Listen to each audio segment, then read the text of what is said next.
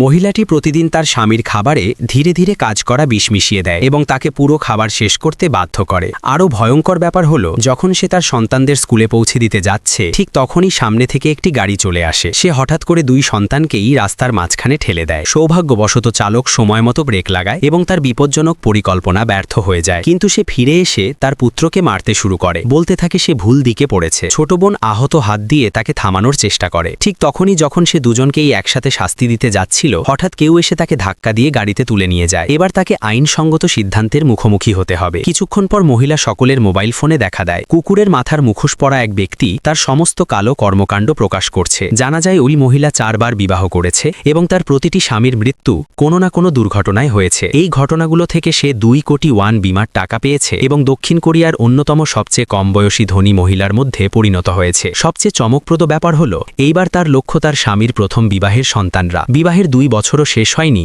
আর সেই শিশুদের সাথে ইতিমধ্যেই 10টির বেশি দুর্ঘটনা ঘটেছে। তবুও প্রমাণের অভাবে সে প্রতিবার শাস্তি এড়াতে পেরেছে। এবার রহস্যময় ব্যক্তি পুরো দেশে মৃত্যুদণ্ড নিয়ে ভোট পরিচালনা করছে। যদি 50% বেশি মানুষ তার বিরুদ্ধে ভোট দেয়, তাহলে সে সঙ্গে সঙ্গে মৃত্যুদণ্ড কার্যকর করবে। অন্যদিকে পুলিশ তার ফোনের লোকেশন ট্র্যাক করে এবং একটি পার্কিং লটে তাকে খুঁজে বের করে।